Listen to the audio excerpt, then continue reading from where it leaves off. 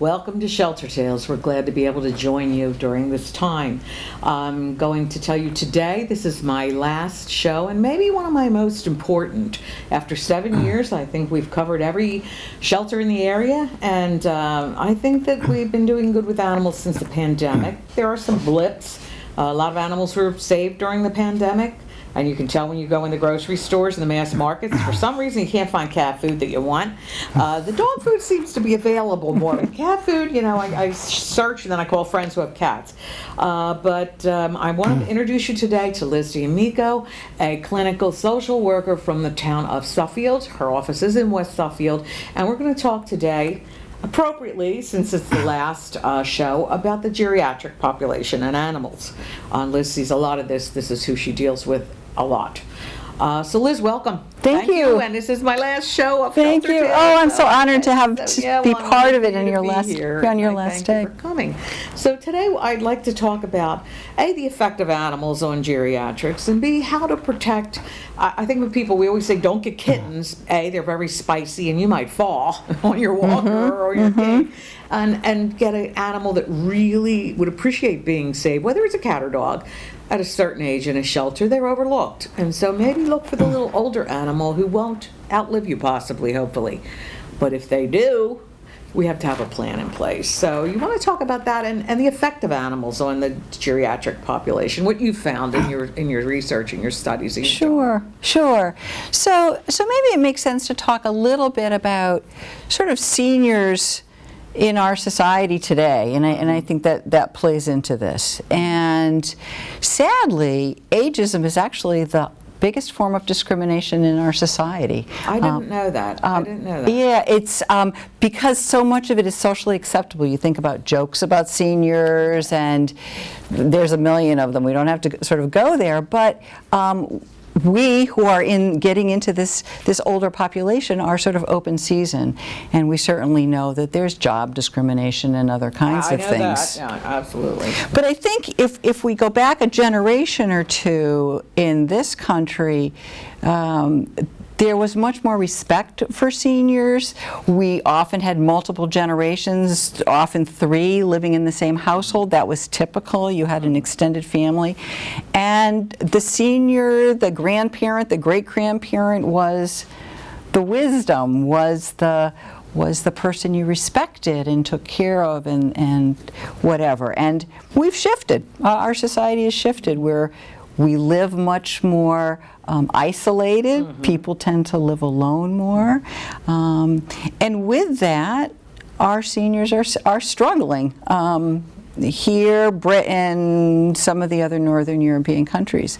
So what often happens is that when we stop working, or life shifts, or maybe we lose a partner, our children have left home, people lose a sense of value or worth, and don't have the same responsibilities, and that has contributed to a high suicide rate for seniors. So depression. So is the suicide rate is climbing for seniors? The suicide rate, actually, up until maybe 2 years ago, seniors had the highest suicide rate of any age group in this country, and not just because of illness, like not just because of illness. No, and one of the reasons that we don't know this is because we just assume that old people die. And so somebody dies, we don't question it. But there's lots of ways to commit suicide when you're older, and I find that tragic. But it's loss, it's pain, it's isolation. But loneliness is probably one of the biggest contributors, which gets to your point. Yeah. So a lot of people, elderly people, still do have pets in their home. And I know, like I was telling you right before we got on, my mother goes away. I'll send my 91-year-old mother to my brother's just for a week of relief sometimes, and she will call and ask how the pets are. Not how I am, not how my husband is. And when she comes back home, she's like, I miss them so much. And she talks to them. I told you that I get included halfway through a sentence. I'm trying to figure out what she's saying. Well, she started the conversation probably with one of the cats, and then just included me later. Right. Like, I don't know what you're talking about, Mom. So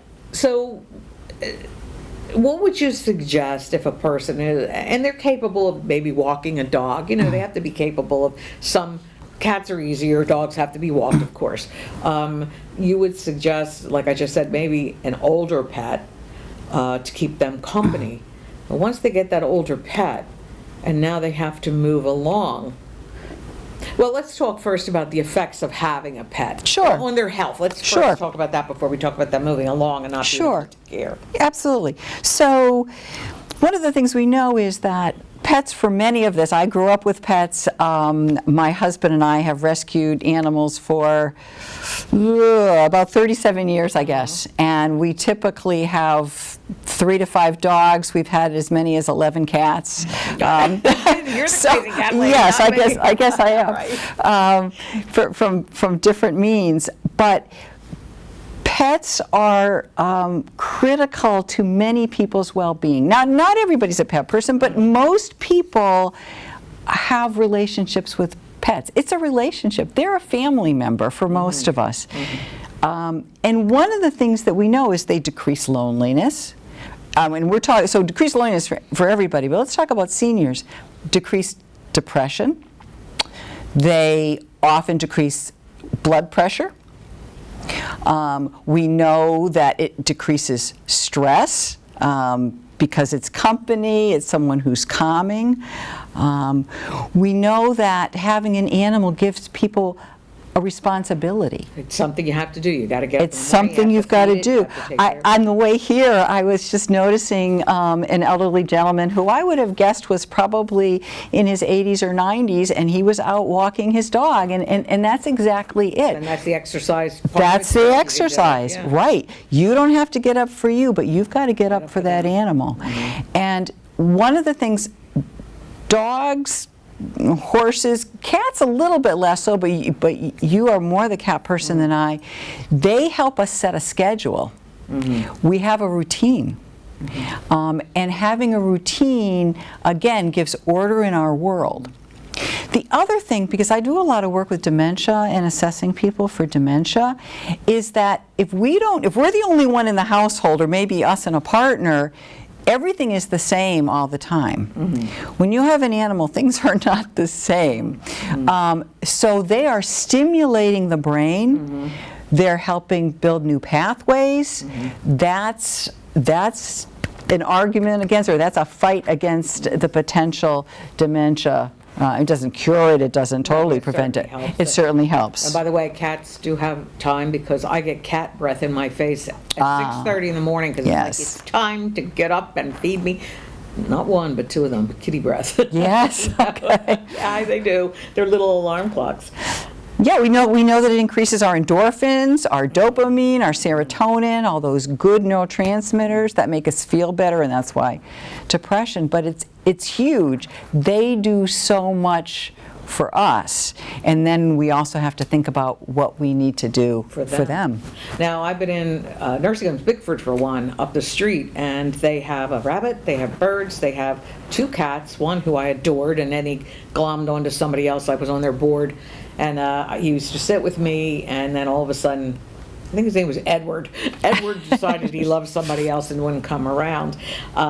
So they recognize, more and more places are recognizing, even nursing homes. Terry Jennings was on here. She has therapy cats. They line up and they sign up in nursing homes to get that cat in to see these people, and they're only 10 minutes at a time, and they're really disappointed. It's just a hard time moving them.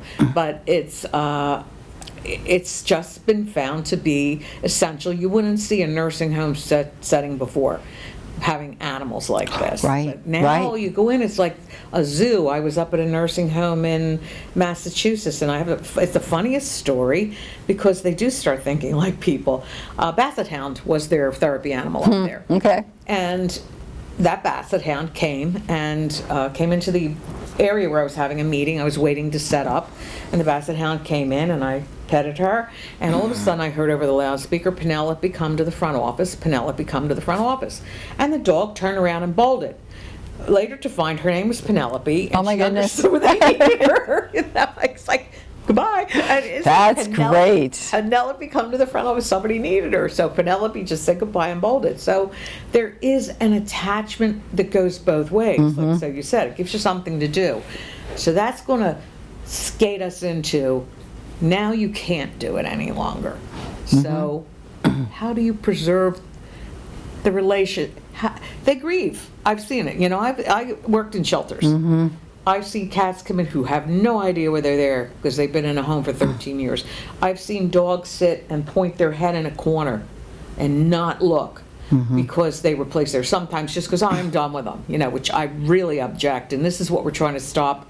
The pandemic had a huge bulge of adoptions.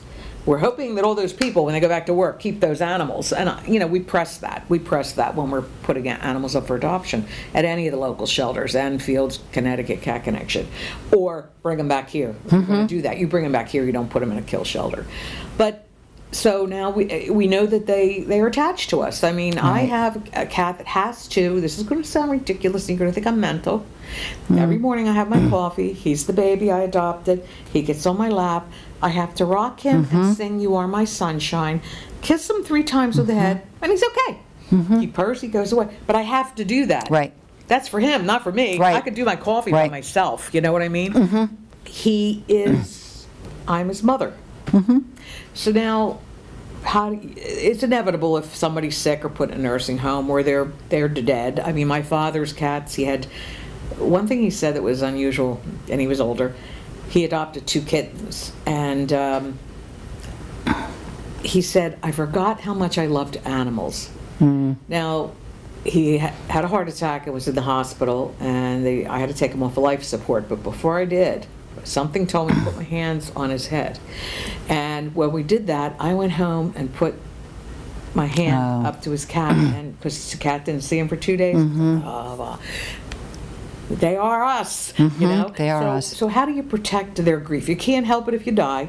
You can't help it if you go in a nursing home. How would you suggest making sure that they're taken care of? What would you do to make sure that somebody knows how important these animals are, and they don't just, we hear too many stories, oh, we cleaned out their house and put the cat in the shelter. We don't want that. Right. So we know that something like 55% of people 50 to 80 have an animal in this country. But only 9% of those who have wills at all, have included something in their wills to take care of those animals. And I mean, one of the things that you and I were chatting about is that, yes, this is an issue for seniors. It is also an issue for younger people, because we don't know what our time on this earth is going to be, or whether we're going to become incapacitated in some way or whatever. And I think having rescued a number of animals who were the unfortunate victims of people not making plans, so they ended up at 13 or 14 being in a shelter or being, you know, left somewhere. We try to be very thoughtful. So a couple things. One that you mentioned earlier on is, if we're, and I'm on the early end, I guess, of senior, but I'm certainly in the senior category, we wouldn't think about adopting a puppy or a kitten or a younger animal. They're likely going to outlive us, which is a setup for them. And I don't have the patience that I used to have when I was. And they trip you. They're much more active. Right. And even if we can manage that, we're not probably going to be able to keep up with the activity level of that animal. So to be fair to them, we really should adopt a mature animal, even if not a senior, but I actually work with a shelter organization in Rhode Island that does exclusively senior animals from all over, because they get left. And I hate to tell you, and they're more grateful, because I've worked with shelters too. They are grateful. Kittens are kittens, but they are actually grateful. I saw an older cat, and he did take him home, thank God. Guy was down here at the second cage, and there was an older cat up in the first cage, and guy had a billed capel. And the older cat kept sticking his arm out at the top of his cap.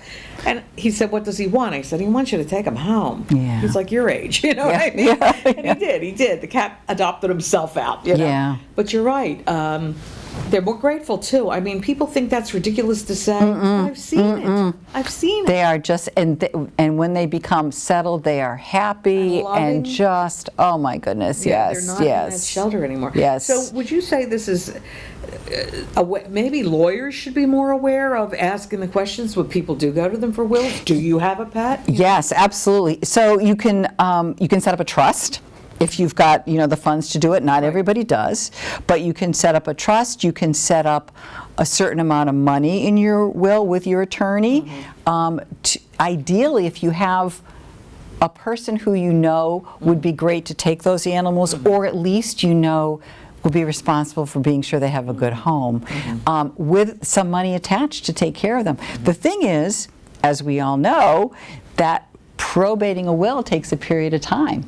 So you also have to set up a plan for what happens immediately, who can come in and take care of these animals in place. I didn't think about that. I didn't know the probate process. Right. So the other thing is there are organizations that you can plan ahead and sign up to have your animal sanctuaries. Go to them until they can be placed, or if they can't be placed, that it's indefinite.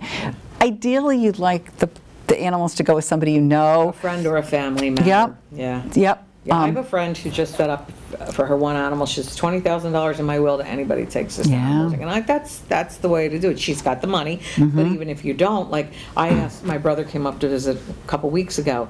And I have a cat I swear was dropped on his head as a baby, or maybe he's just stupid. He'll stay at a doorway. I've got glass French doors. One side stays closed, one side's open. He goes to the closed side and goes, let me in, let me in, let me in. Hey, let me in, let me in. It's like a dummy, 6 inches over.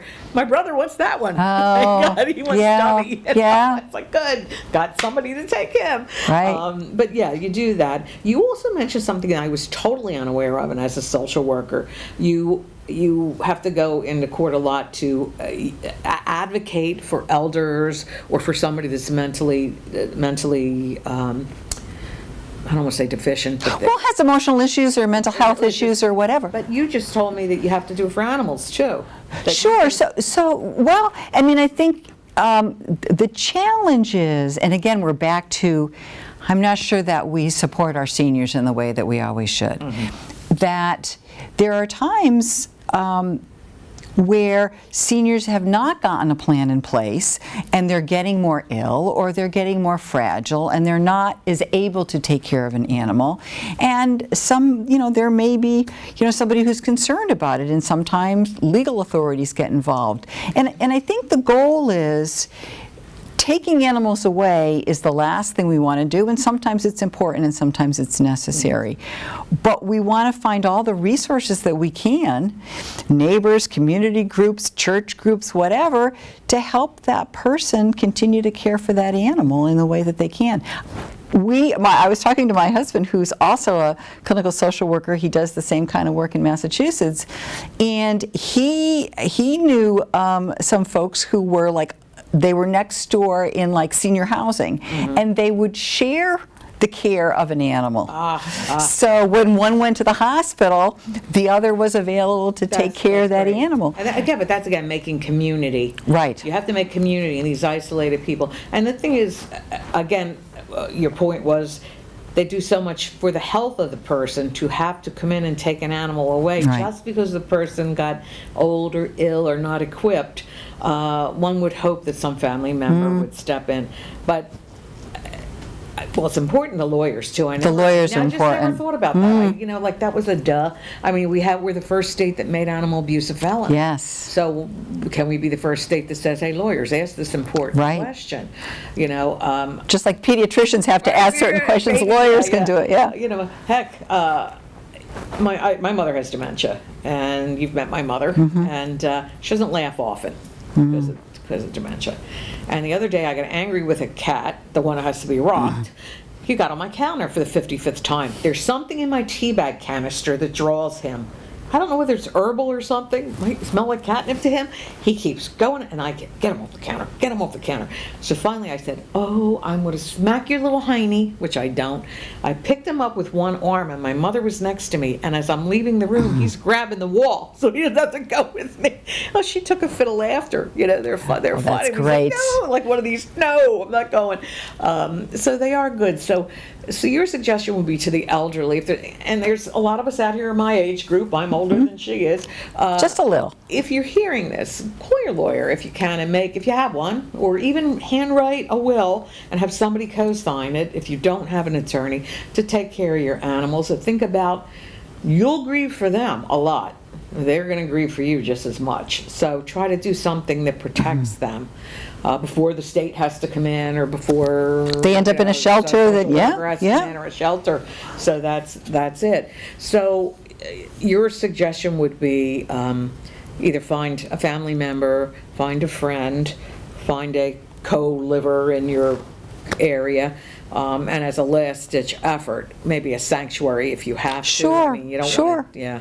And I would also, town social service agencies are really good resources. So call the town social services. To ask their suggestions, or maybe there's people, because there's so many animal people in our towns that might be willing to come. I mean, you could set up a network in a town of people who could help out when you're infirm or whatever. True, because Enfield Community Cat Shelter, Enfield Community Cat Project, Dawn Trainer Struck, has a whole community of people who not only trap, but she had to go somewhere and she had people come into her house. Not paid, they just came in because they love animals and they love her and they want to work with her. So yes, I'm sure that there would be people you would trust that you could say, here's the key to my house, please, take care of my animals. Dogs have to be walked, cats are kind of more independent, but that's a good point. That's a good point. So Liz is saying town social services, sanctuaries, shelters are good for what they are, but I think they make the cat a little more stressed out at times because now they're in a cage and they had free roam of your house. There's other cats. A lot of the shelters will put blankets between the cages and give them some place to hide so they don't get scared. But I've seen a success story. Somebody died. Her son brought in her 2 cats. They had to be 25 pounds each. I don't know how they get these 2 cats in a cage together, but they had to be together because they were and I looked at that cage and thought, never. They're never going to be, so many problems. They're old, they're overweight. Within 2 days, somebody took 50 pounds of cat home. Wow. So there's somebody out there that's going to love your cat. Wow. But you want them to go and you want to stay with them as long as you can. You want them to stay with you. So if anybody has any, again, Liz just doesn't talk about animals, she talks about people. So if anybody has any other questions or wants to see Liz for any reason, she's in West Suffield, Liz Damico, and she also works with the town of Suffield, who could give her a reference. And I just want to say, and Liz is an animal rescuer too. Oh, yeah, absolutely. She's got a 14-year-old dog who wheezes and drools, but she loves him. I thought he was dying. Well, I have a home office, so if you come to my home office, you're likely to see some of those animals. Yeah. The Weezer and the Miss Kitty who doesn't want to be bothered with Yes, cats. yes. You can't be allergic to cats in my house. No. Listen. No. So it's so good of you to show up here today and give us that perspective, because this is I think the penultimate means the next to the last, but this is the last ShelterTails. And I think as the last ShelterTails, it was a really good topic to address because we're all getting up there. We're in our last chapters. Absolutely. And you got to think about things. We never know when that last chapter is going to be. So, I mean, I just hit a squirrel on the way over here, and somebody could do that to me when I walk out. Right? That was awful. We don't know. So horrible. So we don't know. Yes. But I do thank you for Yes. coming. Thank you. If anybody's interested in my website, it's at DamicoClinicalServices.com, and I'm happy to respond to any questions people have, and it will explain how to reach me by email. So anything I can do to help. That's great. Thank you. And again, I appreciate you joining me for the last 7 years. I'm going to miss this, but I think the pandemic helped in this way. Many of the shelters were empty, and I think we saw and talked to every shelter for everything from reptiles to porcupines to cats and dogs, rabbits, lizards, really cranky I don't want to call him a gecko. He was eating eggs. He's poisonous, though. I had to stay away from him. One of those lizards was eating hard-boiled eggs, as I remember. So we've seen them all. And I think the pandemic hurt us in many ways, but it helped the animals in many ways, too, because many of the shelters were emptied. And people out there, please keep them. If you got them during the time for them to help you, please keep them and help them. And thank you so much. Oh, and thank you. This you. is wonderful. And that Okay. was a lot of fun.